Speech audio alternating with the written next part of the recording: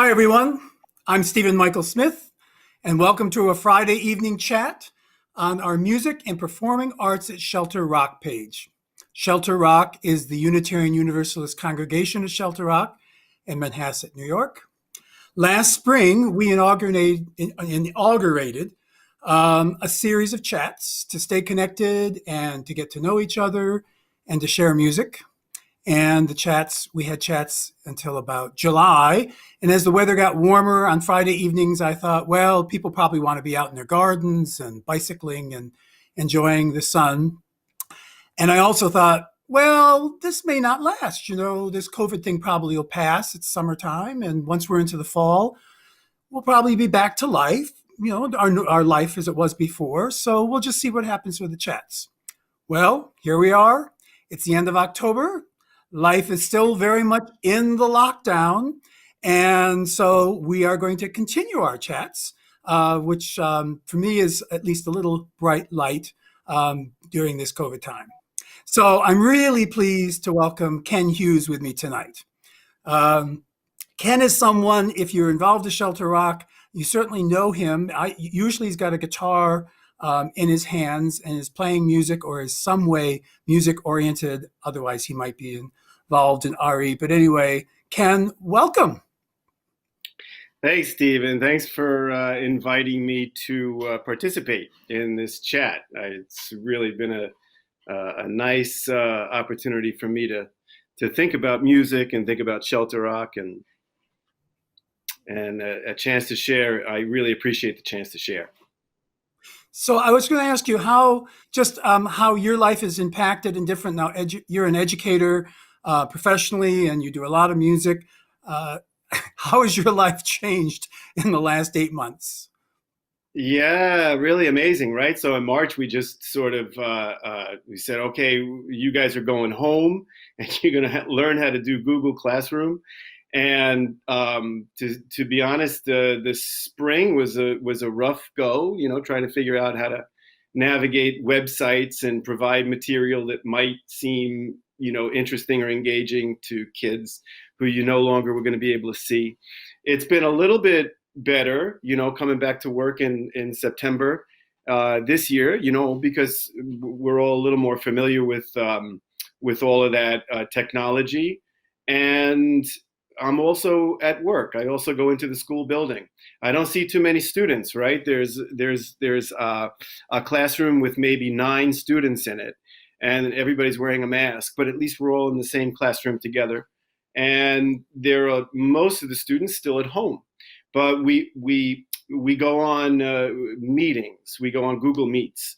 So we use Google Meet as the platform, like Zoom.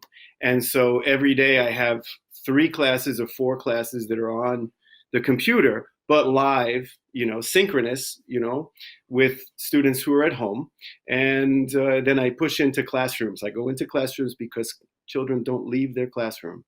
They're supposed to sort of stay at their own place and not really mix it up too much in their classroom. They stay there really all day unless they're going out, to use the bathroom or something. And you're the one that teachers are moving around?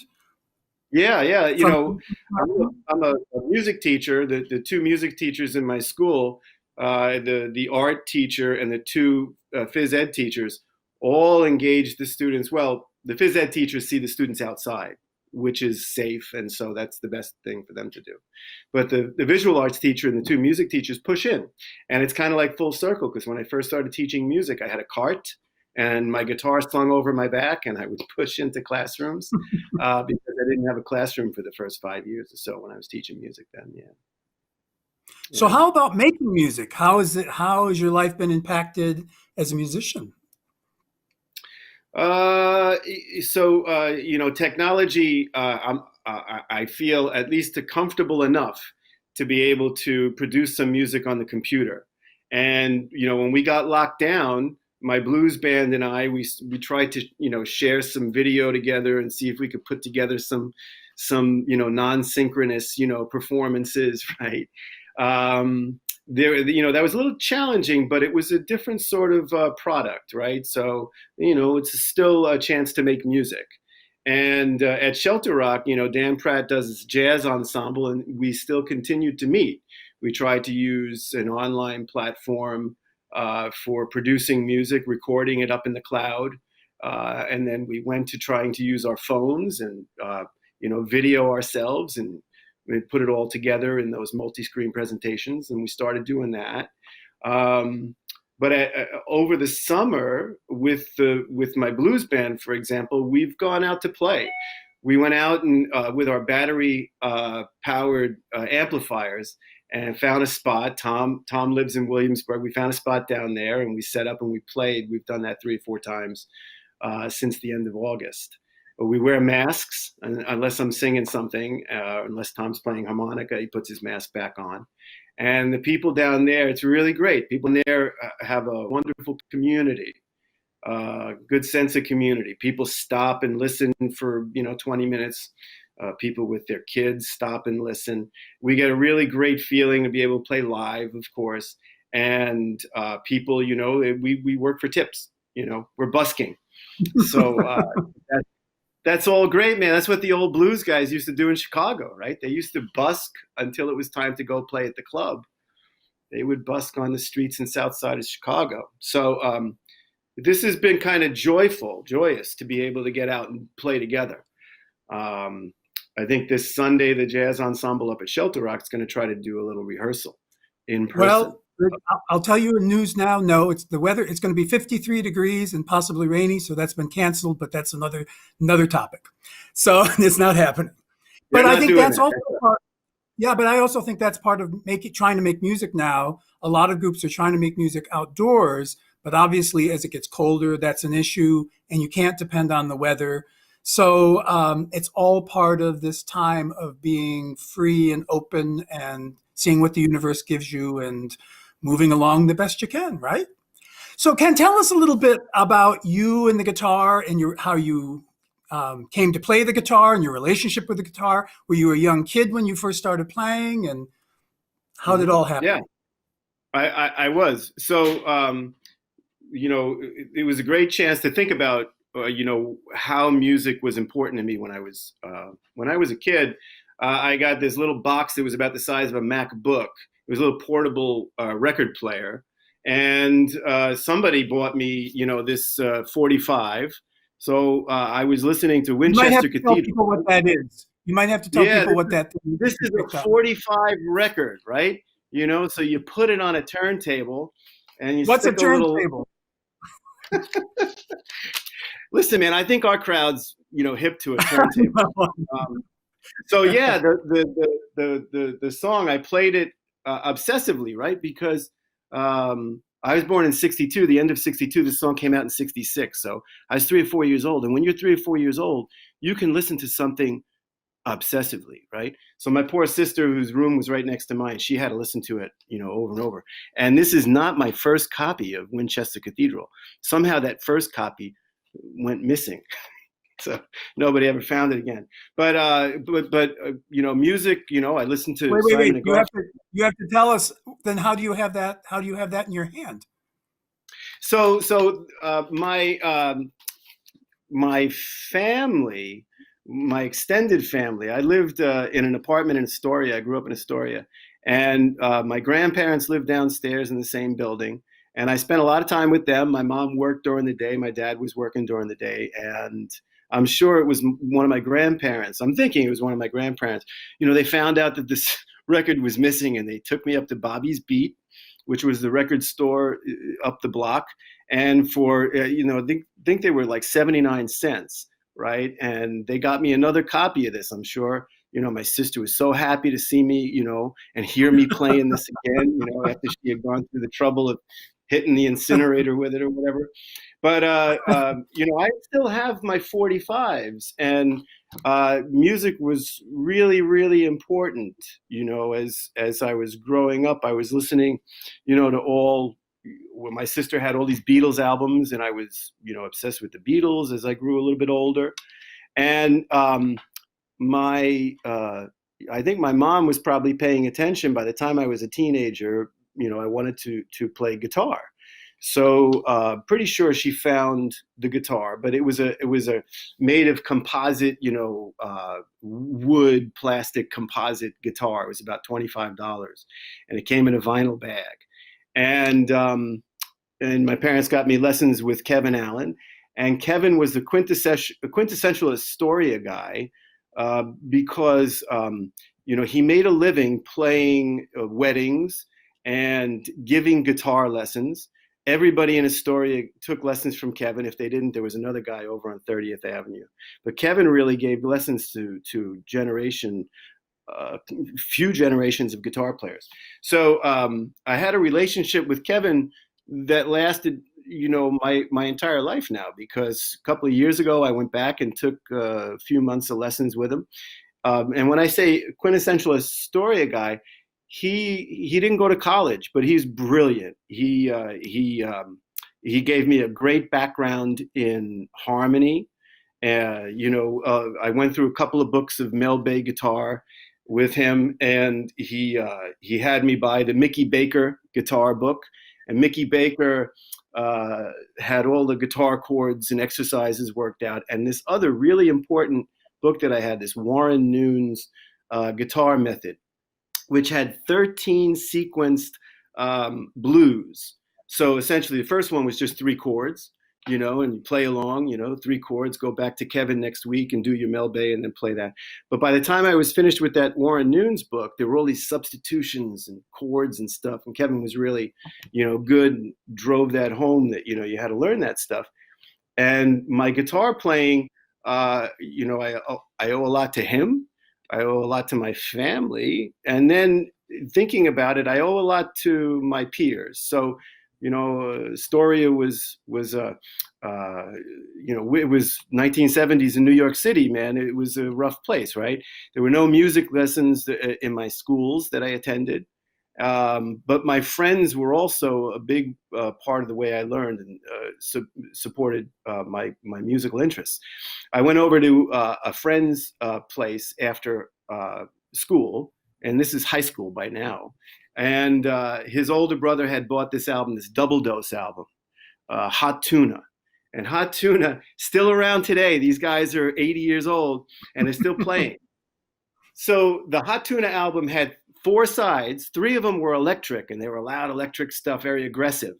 And one side was acoustic. And Jorma Kaukin, the guitar player for the band, was really interested in old blues and folk stuff. And he played with a kind of a style where he used his fingers, finger picked. And that whole idea,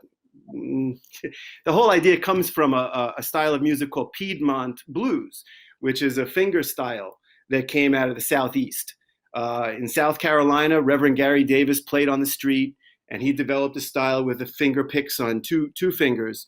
And he played all kinds of ragtime music and blues. And Jorma, though he never took lessons with Reverend Gary, he played a lot of his repertoire.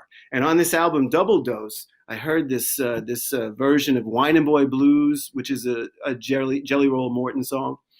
And I was obsessed with that. And the second track, which was Keep Your Lambs Trimmed and Burning, which is a Reverend Gary's piece.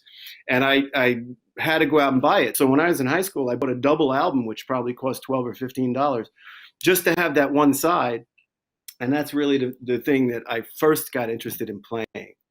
And I think, we prepared some music, right, to share. Great, yeah, I think we should probably move along and listen to some music. Yeah. Right. So this one is the Hesitation Blues is one that I did to enter a contest to go to Jorma's Guitar Ranch, which is like a resort for guys of a certain age who play guitar. So this was a submission for the contest. Okay, let's hear it. And so this is the Hesitation Blues. Hesitation Blues.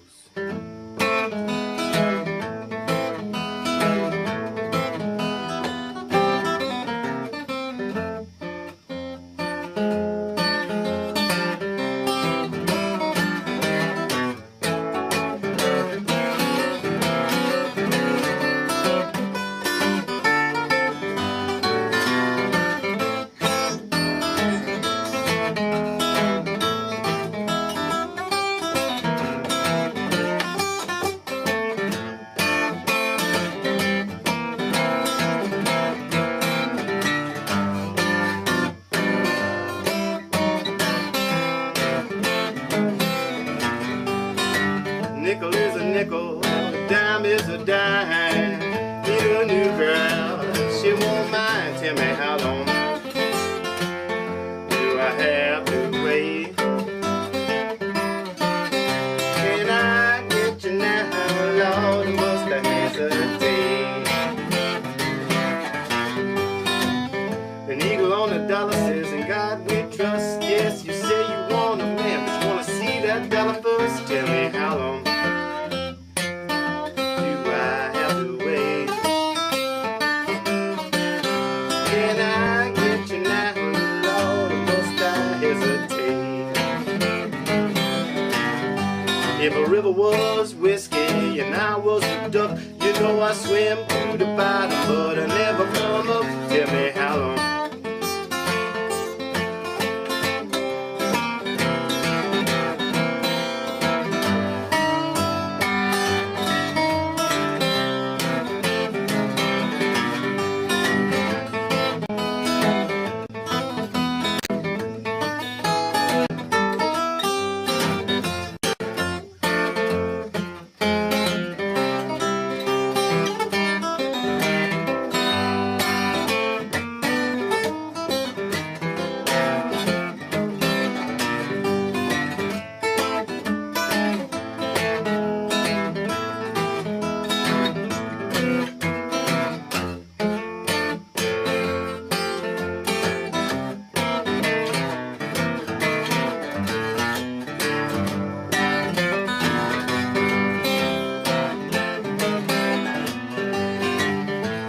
In the ocean and fish in the sea, don't you mean the world to me? Tell me how long do I have to wait? Can I get you now, must I?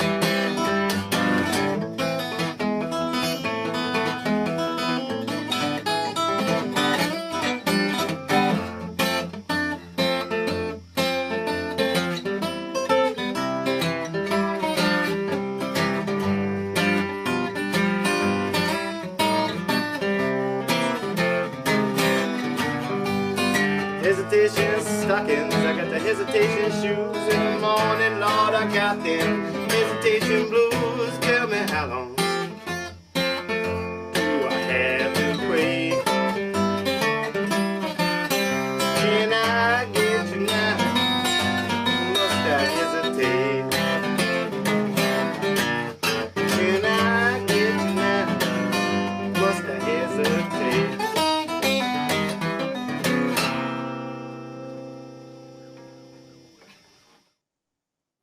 So Kate Sullivan said you should have won that competition. Yeah, Kate and I went to the Third Piece Ranch together. We went down there together. We drove from Columbus Airport, and did a weekend down there. One of those times. Kate's a good friend. Yeah. And there's a little chat going on about the Blues Project. Do you know about the Blues Project? Audrey Murphy and Bill Acosta are talking about the Blues Project. Yeah, well, I don't know too much about the band. I didn't own any of their albums, but the Blues Project was a band here in New York City. It was part of the whole blues revival scene. But that's not my area of background. I don't know too much about the band. They played in the Village. They started here, I think, in New York City. So Ken, was the guitar a babe magnet when you were in high school? Because as a non-guitarist, I always felt like people who played the guitar, like everybody loved that. Was it a babe? Can I say that in today's times? Yeah, it definitely was part of the allure of playing the guitar because in our group, in our social group, I gravitated toward the artsy people in Astoria, and then in the larger sort of Queens and Brooklyn. I had a lot of friends that came to Astoria to go to Marta Christie, and I met great people there. But the funny thing is, it wasn't just the guys who played guitar, although it was a guy thing. There were girls that I met, girls, my friends back in high school, girlfriends that played guitar. It was a very popular thing to do. Um, yes, playing the guitar was like always a community activity. So it was a fun thing to bring down to the park when we were hanging out at Astoria Park, and play for people. And sure, yeah, it was something like a babe magnet, I guess you'd say. So take us along on your trajectory. So how old were you when you did this? And this is Uh, that must be about 12, 13, maybe 15 years ago. I'm not sure, to be honest. I went down to Athens in Ohio, or actually it's in Meigs County, just south of Athens, where Fiona's in school. And I did that 3 times back in the aughts, right? That's what you call it there, until 2010. So I haven't been back. I want to go back again because Yorma's still running the ranch. She's doing COVID concerts on Saturday nights on Facebook Live or on YouTube Live, and I do want to go back. So that piece was something that it took me years to be able to play. I couldn't play it like that when I was in high school, but I kept at it, right? So I always had a taste for that kind of guitar playing. It's great to be able to finger pick, and you can play by yourself. When you're finger picking, it's kind of like playing a piano on the guitar. That was the idea. great. Yeah. So you have a second song queued up, right? I think we do. Yeah, Yeah. So if I can introduce the song, let's do it. it the whole project, got me thinking about communities, and so my family's my first community, and my peers in high school, my really important community to me. And then when I started to work, I started practicing Buddhism with the music teacher, who was an important mentor as a teacher. He's an important mentor to me. And that Buddhist community is filled with musicians. A lot of people know about Herbie Hancock or Wayne Shorter or Esmeralda Spalding. But there's tons of musicians that I met there, and a couple of them play in this recording because I met Mark Coppell back then, so that's 30 years ago. And Mark and I are still friends, and we play together in the blues band. And the piano player is also an amazing musician. So David Bennett Cohen was in Country Joe and the Fish. I'm going to show you the front of his record. This was Country Joe. David was in this band. You're not going to flash the back. No, I won't flash the back. But David's a real master at New Orleans piano playing.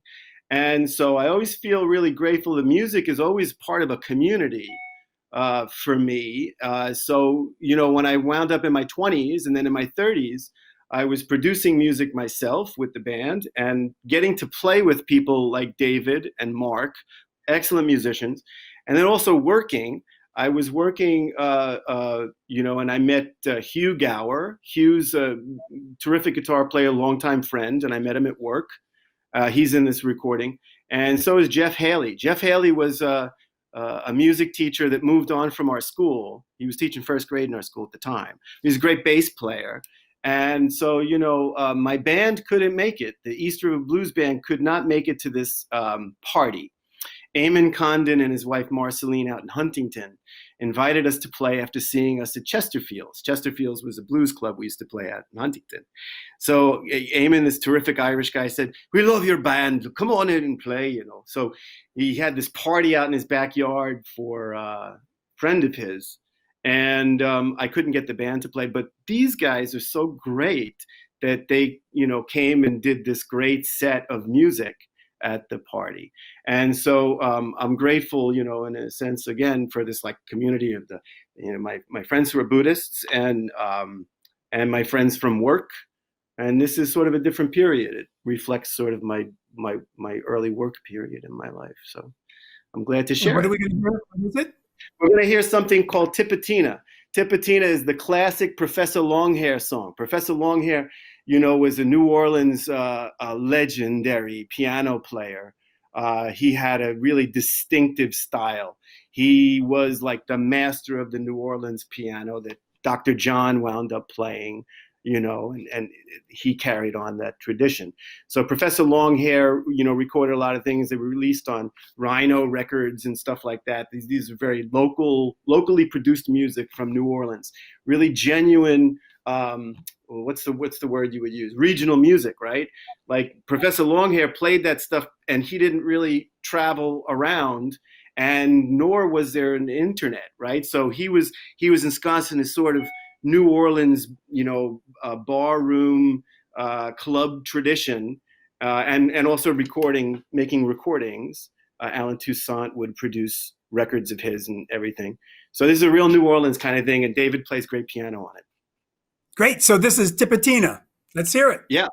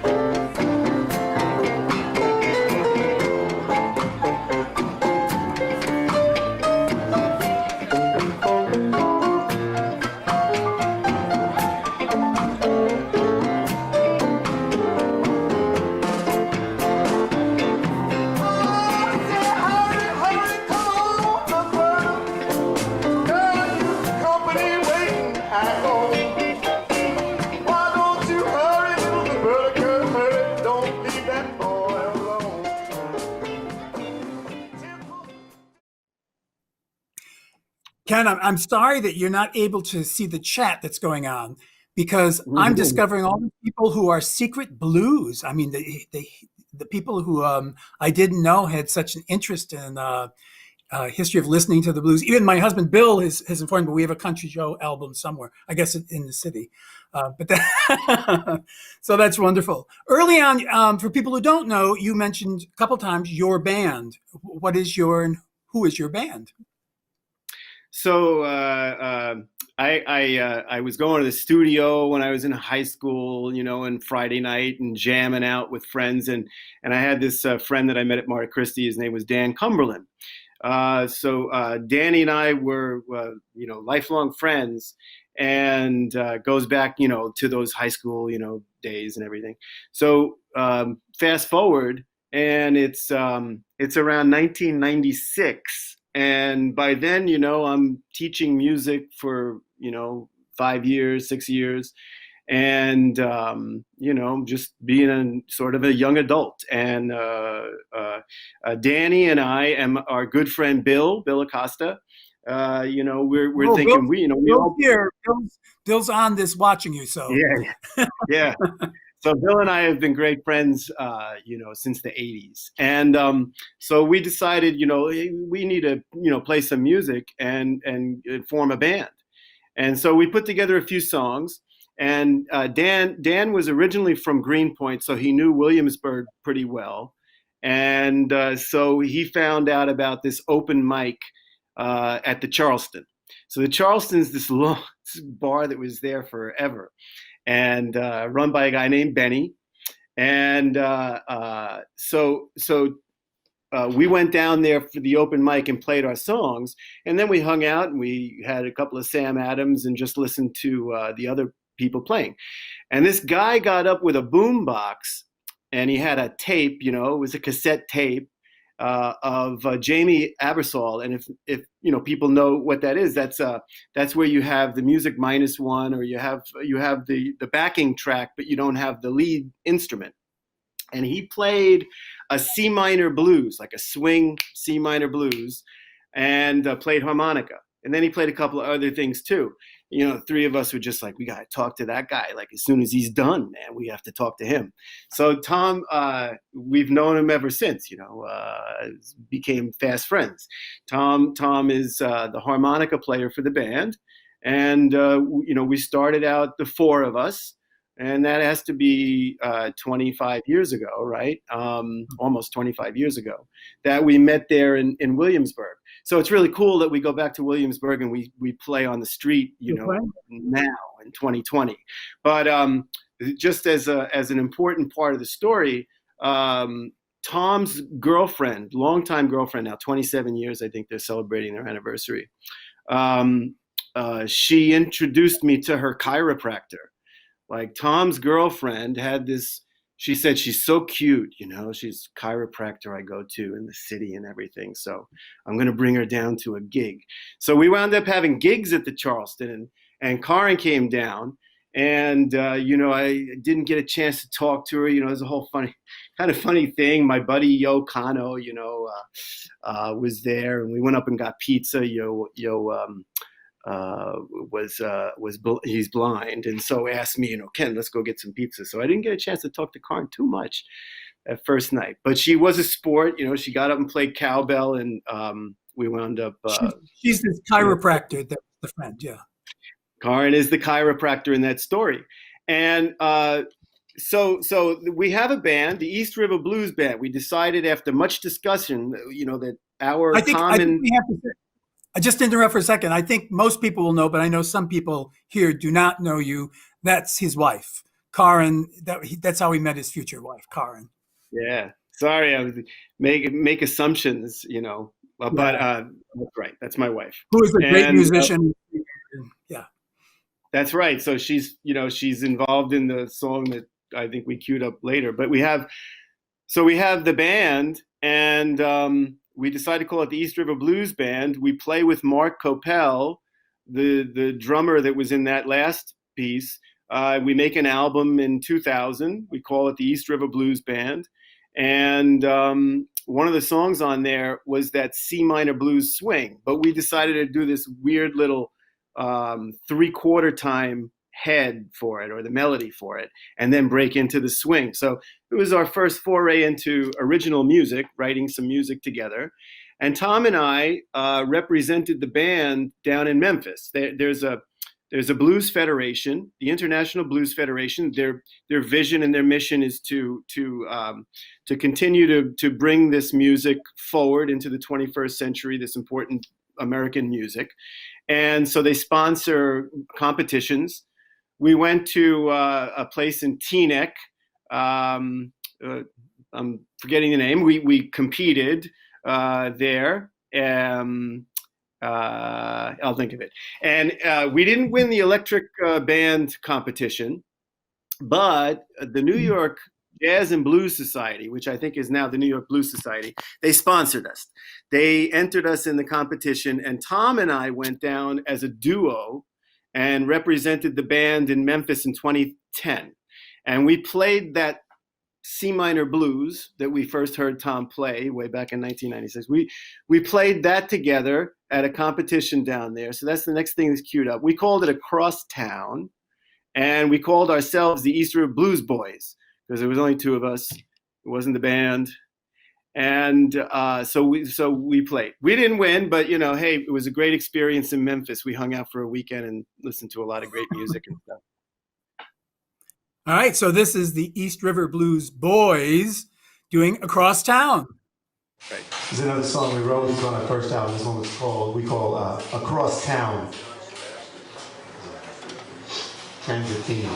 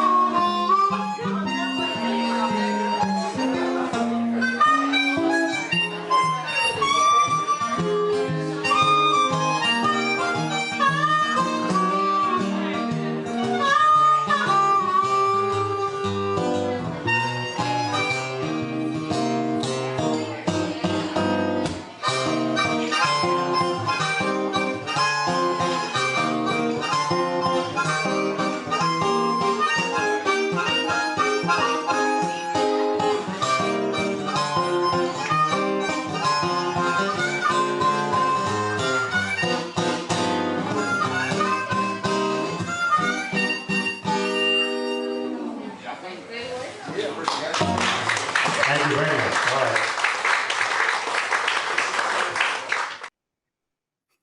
That's great. So Ken, we've talked a lot about you as a guitarist, but I'm curious about you as a composer, as someone who creates music. What's that process like for you? Have you always written? Is that something that you're really motivated to do? And how does that fit into your life? Yeah, I do. I love to noodle on the guitar, and then when I find something that seems like a theme or whatever can be expanded, I've been happy with some of the things that I was able to expand on the guitar. The process is always just noodling with the guitar, and So it always nothing. starts with the guitar.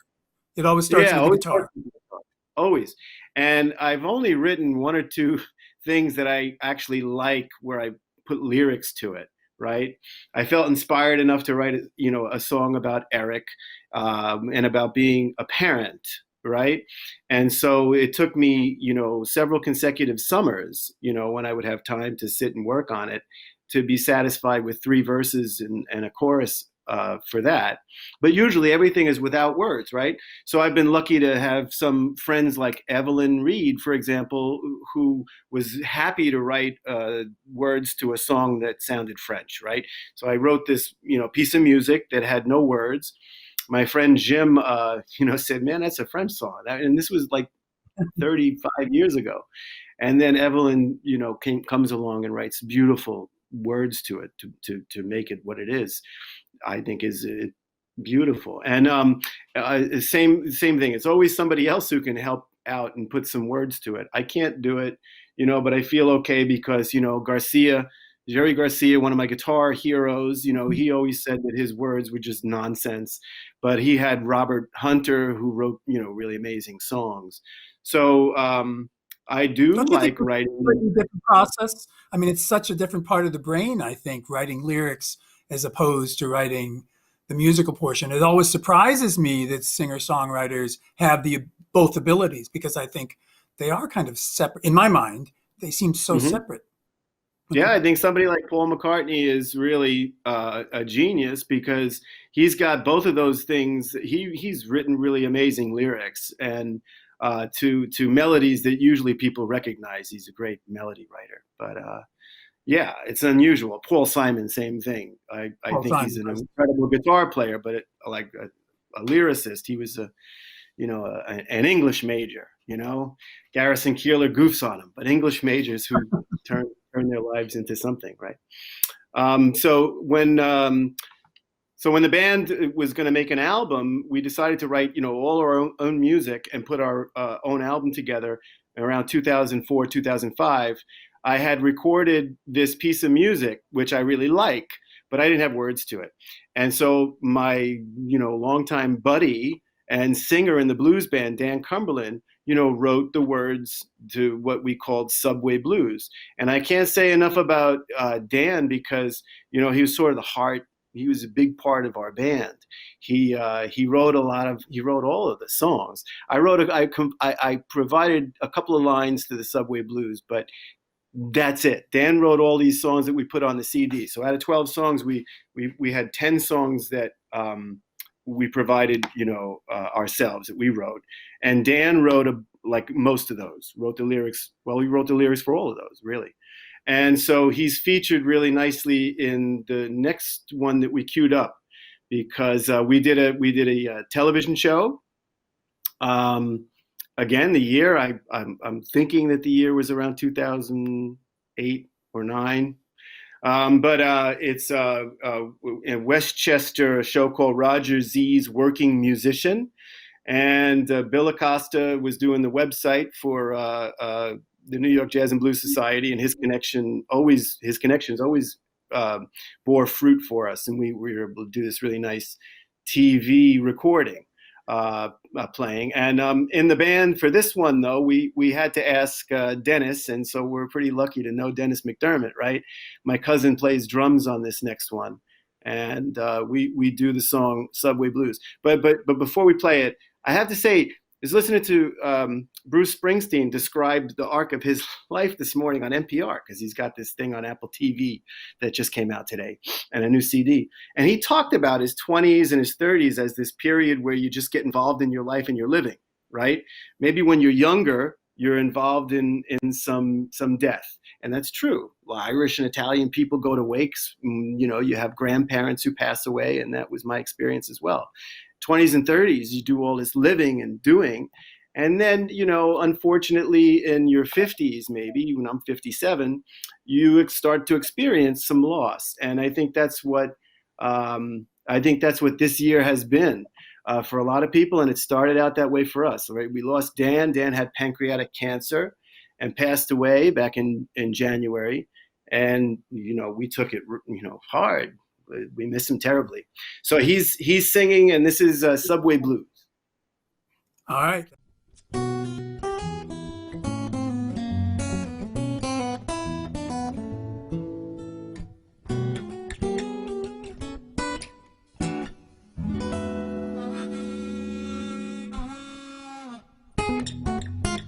Crashed my car, lost my hat. I'm staring down at these railroad tracks.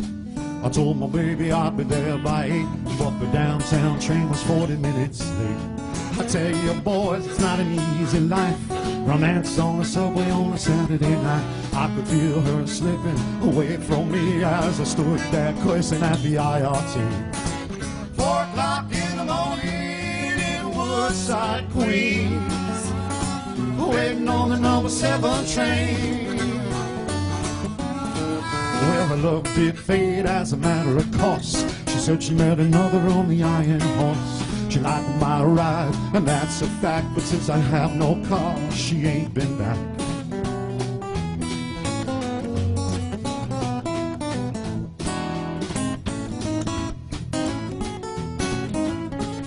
Ken Hughes picking the guitar.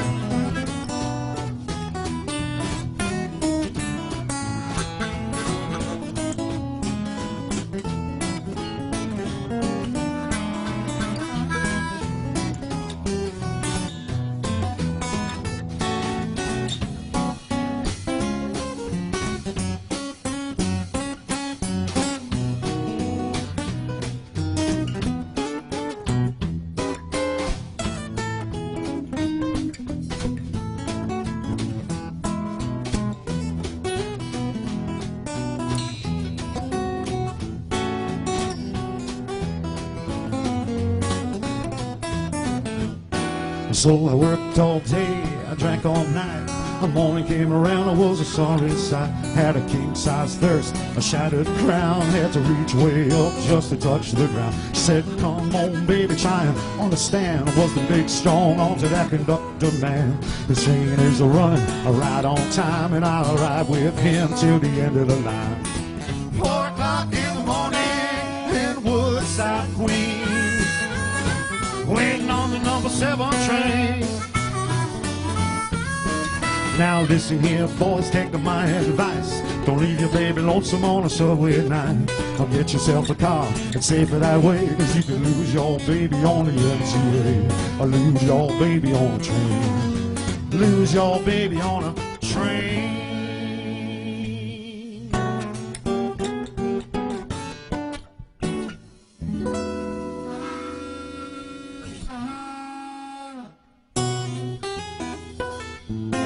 See you later, baby.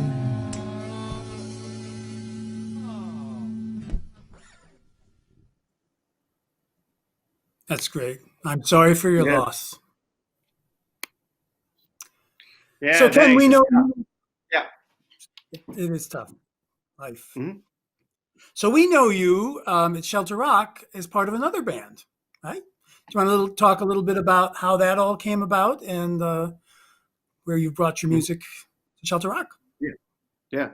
Up at Shelter Rock, we've been doing RE, religious education. Fiona and Eric both went through RE, and Who are Fiona and Eric? Who are Fiona and Eric?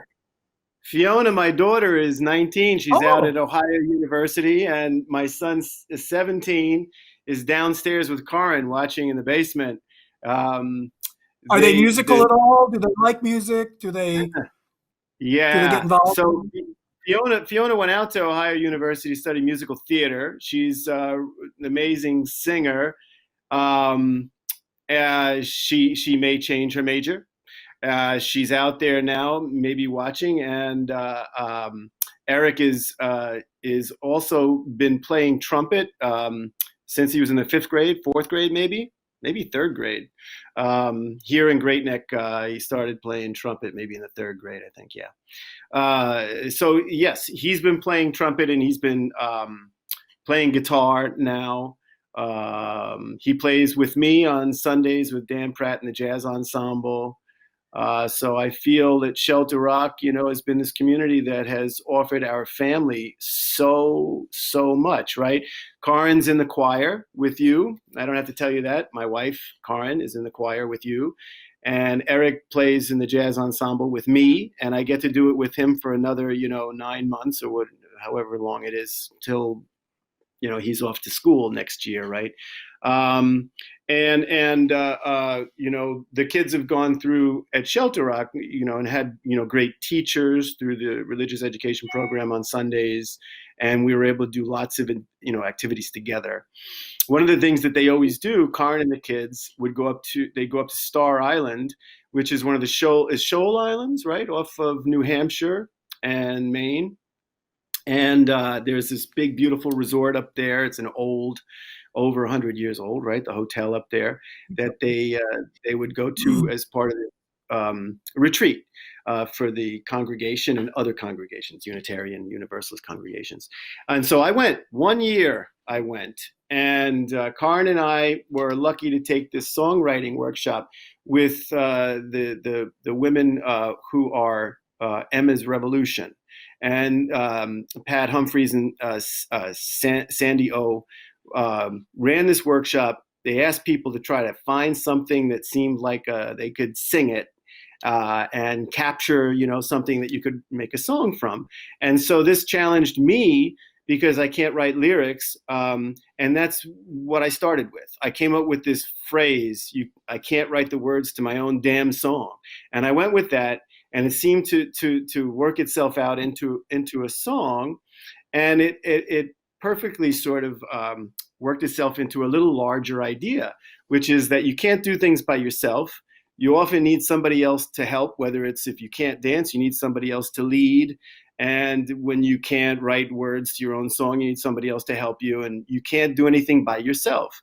And the opportunity to do this with you, this discussion, and to reflect on music in my life really brought into clarity for me that it's always been a community that helped to create value for me and with music, right? So whether it was my family, my parents, my grandparents, my sister, my peers, my good friends who, shared music with me and helped with my education, my teacher, Kevin, whether it was a Buddhist community where, I find, 30 years I've been practicing, and I find, nourishment within the community, and it sustains my creativity, as well as the workplace and teaching music. So the kids sustain my feeling about music.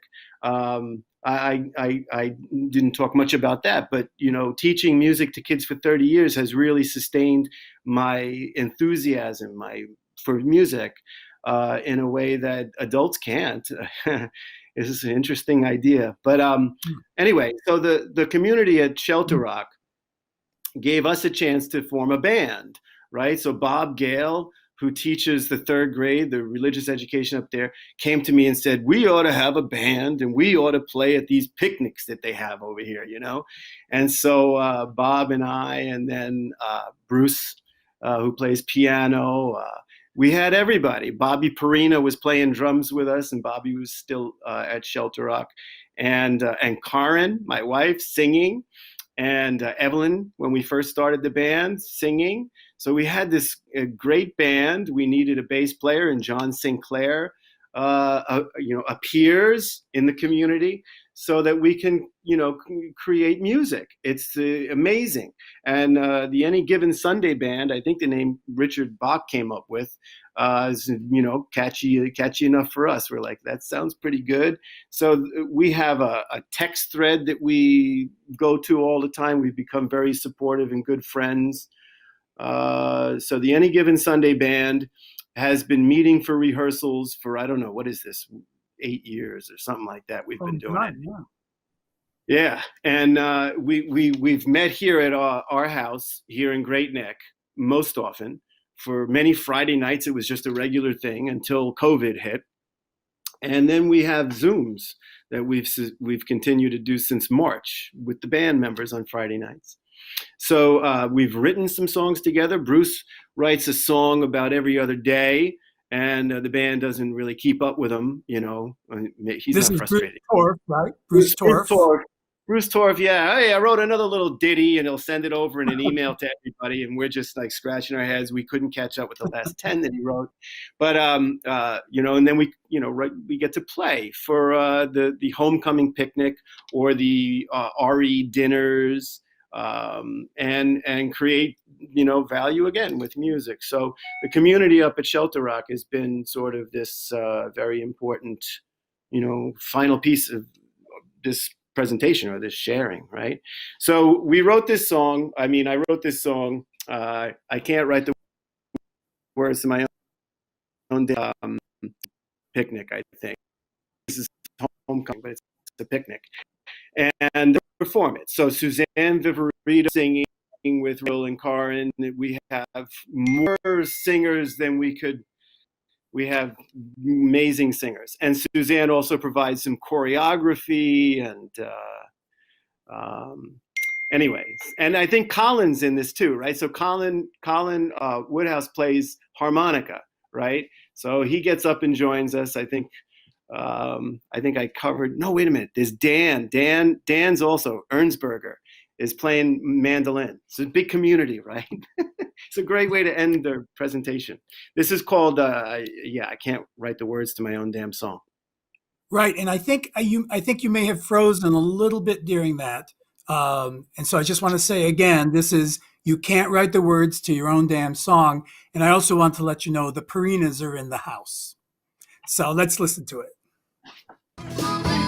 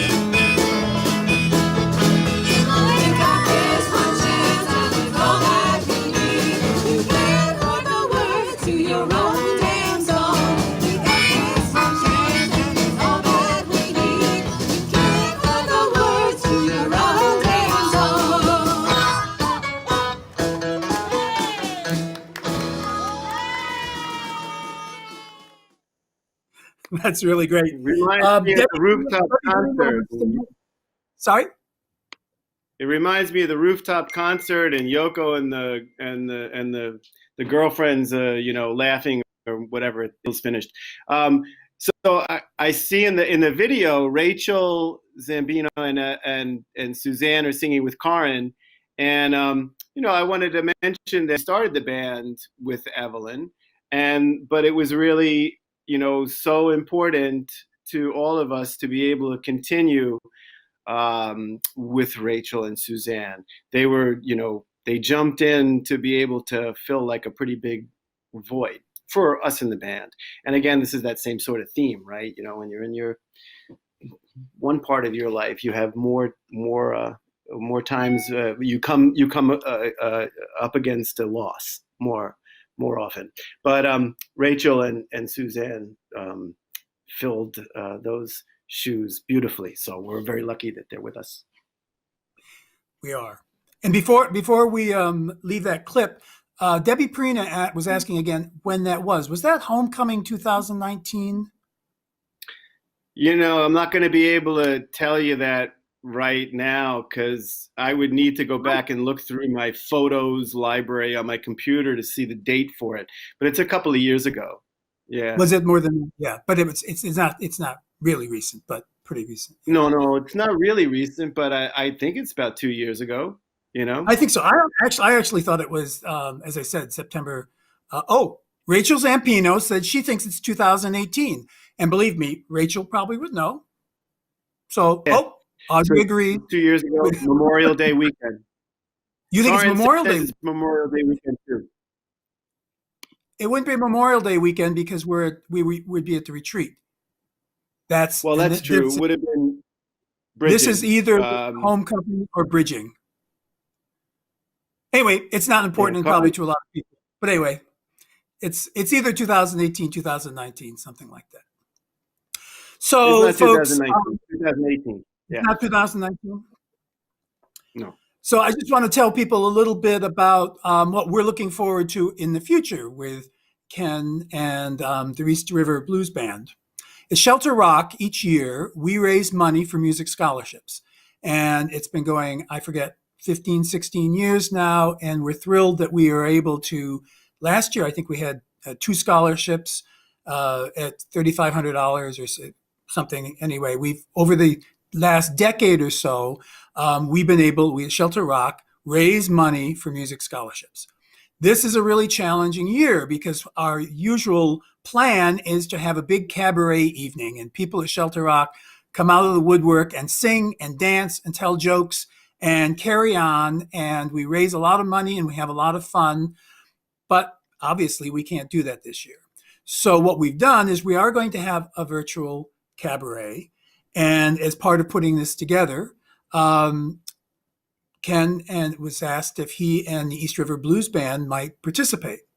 And indeed, they've given us a selection. But in the process, it occurred to me, if there was any way possible, in this time where we're all living on the internet and looking at music, I asked Ken if it might be possible for them to do a little something more extended, which would be part of our cabaret, but at a different date and be kind of its own standalone musical activity.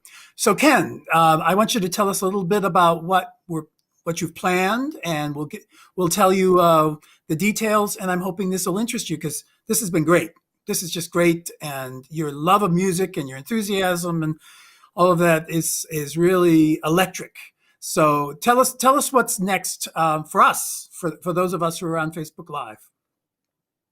Well, we're looking forward to presenting a few pieces of blues music and traditional blues music.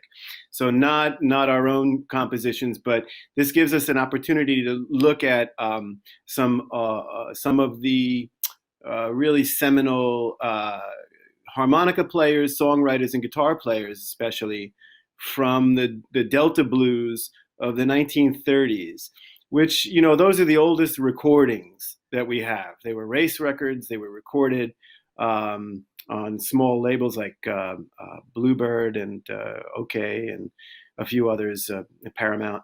And so those oldest recordings are where everything else came from that we all sort of know about. We know about Muddy Waters and Howlin' Wolf. If you're a blues fan, you know those names. And then all the white guys like Mike Bloomfield and Paul Butterfield, who came through Chicago and loved that music and cherished it, and the Rolling Stones and everything else, right? But the stuff that really got it started was down in the Delta.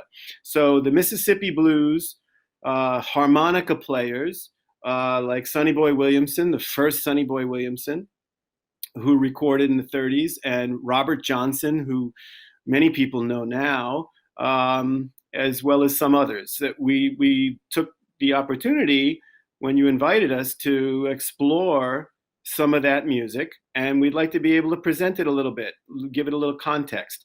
Tom Brumley's really technically a wonderful harmonica player and can talk a little bit about the harmonica playing and the style back then. And some of the guitar playing. We'll do some slide guitar presentation. So we're excited. We're really happy to have that chance, right? Because blues band, we get a chance to enter the blues. It's a way to sort of honor the music and create a little value. So, Bill Acosta and Mark Appel and Tom Brumley and I will put together, it would be like 5 songs and a little bit of background about, how they came to be and why they're important. Hopefully it's not going to be too it's kind of the history of the blues, yeah? A little bit. Like 101. Great. Right. And so, folks, what we're going to do is that will be a Facebook Live event, and we haven't totally locked down this date, but we're aiming for Friday evening, November 20th, and we'll send out notices. And if you're around here tonight, hopefully, please like the Music and Performing Arts. If you're listening through Facebook, please like Music and Performing Arts at Shelter Rock, and then you'll get a notice for that. But again, I'll say that's going to be Friday, November 20th at 7 o'clock, and it's going to be probably about an hour, don't you think? Yeah, Ken? That sounds about right. So Sure. An hour of blues, kind of a survey of the blues, which I think will be really fun. So that's great. So Ken, thank you for doing this. Is there anything else you want to say, or? I just want to say thank you, and thank you to everybody in the music committee, and especially for you for inviting me to do it, because it gave me a chance to reflect in a way that I definitely wouldn't have. I'm really grateful for so many people in my musical life, especially, but this gave me a chance to really, think about these things. And it's important, to remember the people who support you, right? I mean, we all try to do that, right? So, some way. Thank you very much, Stephen, and thank you everybody who showed up. And I want to say thank you, Ken. You are such a giving musician. You're so open and willing to play and open to other musicians and collaborating with other musicians. Those of you who are affiliated with Shelter Rock, you're going to hear him again on Sunday with a group of, I think we have seven musicians, and Ken's one of the players with us. We're doing one voice on Sunday, Ken. That's what we're doing. But anyway, Thank you so much. Thank you for the gifts that you bring to Shelter Rock, that you and your entire family bring to Shelter Rock. You really enrich our community. And I know you enrich your school, because I had the good fortune of going over a few years ago and seeing you interact with your kids. And That's right. It was really inspiring. I feel like you have special gifts, and we appreciate the fact that you're so free with them, to all of us. So, folks, thank you. It's Friday night. Next Friday night, we're going to be talking with Caitlin McKechnie. Caitlin is an extraordinary singer. She has a major career as an opera singer. She also plays the ukulele. She started Opera Cowgirls, so that might tell you that we're going to go in directions that are a little unusual. She's a wonderful, charming person, and I hope you'll join us. That's next Friday night, 7 p.m. here on our chats. Thanks again for tuning in. Good night, everyone.